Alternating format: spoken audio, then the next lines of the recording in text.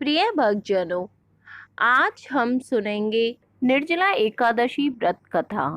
युधिष्ठिर ने कहा, हे कृष्ण, ज्येष्ठ मास के शुक्ल पक्ष में जो एकादशी पड़ती हो, कृपया उसका वर्णन कीजिए। भगवान श्री कृष्ण ने कहा, हे राजन, इसका वर्णन परम धर्मात्मा सत्यवती नंदन व्यास जी ही करेंगे, क्योंकि ये संपूर्ण शास्त्रों के तत्व और वेद वेदांगों के पारंगत विद्वान है। तब वेद व्यास जी कहने लगे, कृष्ण पक्ष और शुक्ल पक्ष दोनों पक्षों की एकादशी में अन्न खाना वर्जित होता है। द्वादशी के दिन स्नान करके पवित्र होकर और फूलों से भगवान केशव की पूजा करें। फिर नित्य कर्म समाप्त होने के पश्चात पहले ब्राह्मणों को भोजन देकर अंत में स्वयं भोजन करें। यह सुनकर भीमसेन बोले, परम बुद्धिमान पितामह, मेरी उत्तम बात सुनिए। राजा युधिष्ठिर, माता कुंती, द्रौपदी, अर्जुन, नकुल और सहदेव ये एकादशी को कभी भोजन नहीं करते तथा मुझसे भी हमेशा यही कहते हैं कि भीमसेन, एकादशी को तुम भी ना खाया करो।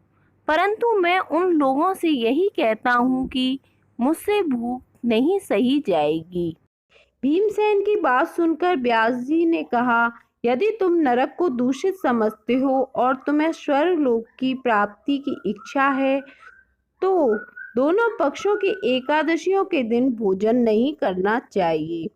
भीमसेन बोले, महाबुद्धिमान पितामह, मैं आपके सामने सच कहता हूँ।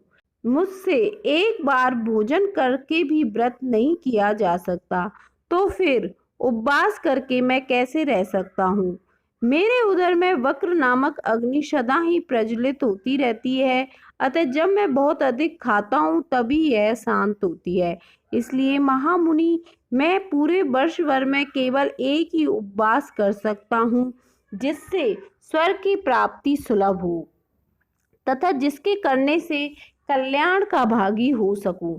ऐसा कोई एक व्रत निश्चित करके बताइए, मैं उसका यथोचित रूप से नियम विधान से पालन करूंगा।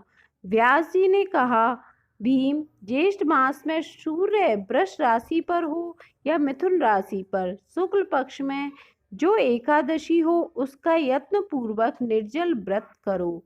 केवल कुल्ला या आचमन करने के लिए मुख में जल डाल सकते हो। उसको छोड़कर किसी प्रकार का जल विद्वान पुरुष के मुख में ना डालें, अन्यथा व्रत भंग हो जाता है। एकादशी को सूर्योदय से लेकर दूसरे दिन के सूर्योदय तक मनुष्य जल का त्याग करे तो यह व्रत पूर्ण माना जाता है। तदंतर द्वादशी को प्रभात काल में स्नान करके ब्राह्मणों को विधि पूर्वक जल और सुवर्ण का दान करे। इस प्रकार सब कार्य पूरा करके जितेंद्रिय पुरुष ब्राह्मणों के साथ भोजन करे। शंकर चक्र गदा धारण करने वाले भगवान केशव ने मुझसे कहा था कि यदि मानव सबको छोड़कर एकमात्र मेरी शरण में आ जाए और एकादशी को निराहार रहे तो वह सभी पापों से छूट जाता है। एकादशी व्रत करने वाले पुरुष के पास विशालकाय विकराल आकृति काले रंग वाले दंड पासारी भयंकर यमदूत नहीं जाते। अंधकाल में पीताम्बरधारी सौम्य स्वभाव वाले, हाथ में सुदर्शन धारण करने वाले और मन के समान वेगशाली विष्णु दूत आखिर इस वैष्णव पुरुष को भगवान विष्णु के धाम में ले जाते हैं। अतः निर्जला एकादशी को पूर्ण यत्न करके उपवास और श्री हरि का पूजन करना चाहिए। स्त्री हो या पुरुष, यदि उसने मेरु पर्वत के बराबर भी महान पाप किया हो तो वह सब इस एकादशी के व्रत के प्रभाव से भस्म हो जाता है। जो मनुष्य उस दिन जल के नियम का पालन करता है वह पुण्य का भागी होता है और उसे एक एक प्रहर में कोटि कोटि स्वर्ण मुद्रा दान करने का फल प्राप्त होता है। मनुष्य निर्जला एकादशी के दिन स्नान, दान, जप, होम आदि जो कुछ भी करता है वह सब अक्षय होता है। यह भगवान श्री कृष्ण का कथन है।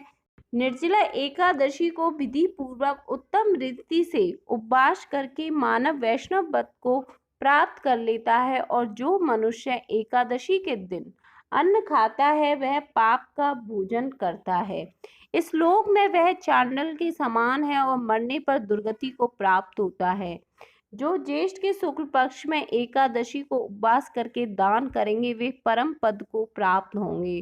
जिन्होंने एकादशी को उपवास किया है वह ब्रह्म हत्यारे, शराबी, चोर तथा गुरुद्रोही होने पर भी सब पातकों से मुक्त हो जाते हैं। तो कुंती नंदन निर्जला एकादशी के दिन श्रद्धालु स्त्री पुरुषों के लिए जो विशेष दान और कर्तव्य विहित है उन्हें सुनो।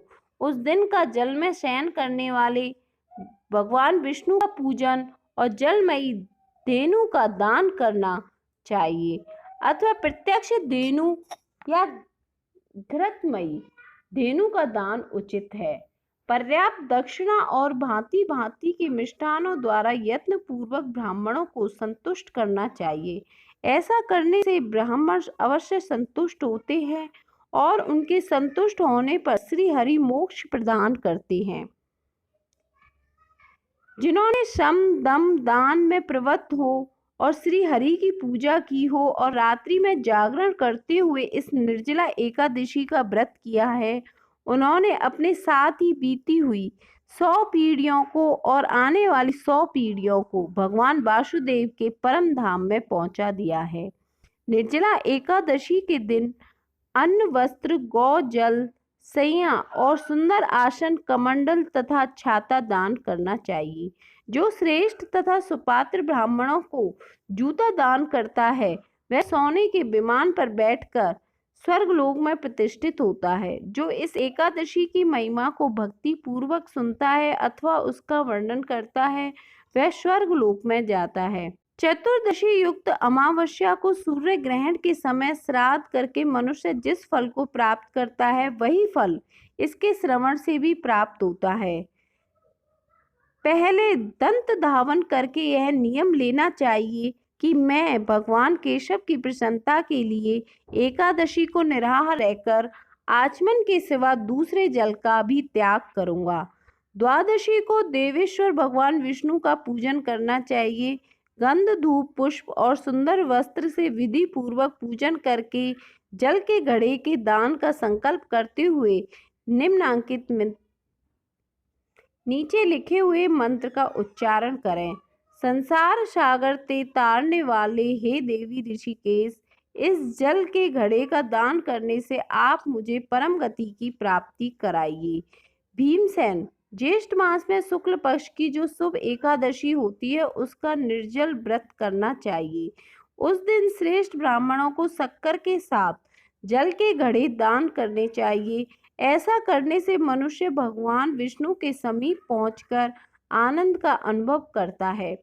तत्पश्चात द्वादशी को ब्राह्मण भोजन कराने के बाद स्वयं भोजन करें। जो इस प्रकार पूर्ण रूप से पाप नाशनी एकादशी का व्रत करता है वह सभी पापों से मुक्त होता है और आनंदमय पद को प्राप्त होता है। यह सुनकर भीमसेन ने भी इस शुभ एकादशी का व्रत आरंभ कर दिया, इसलिए इसे भीमसेन एकादशी के नाम से भी जाना जाता है।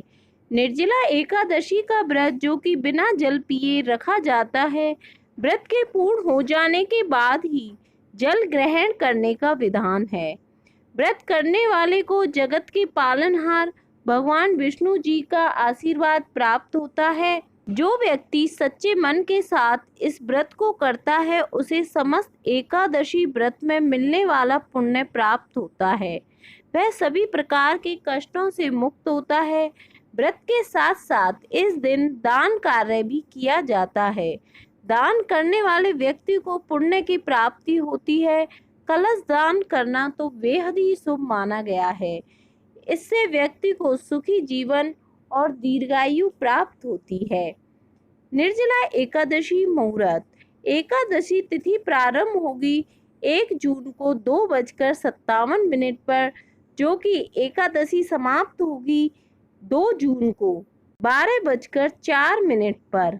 पारण मुहूर्त होगा 3 तारीख को सुबह 5:23 से 8:08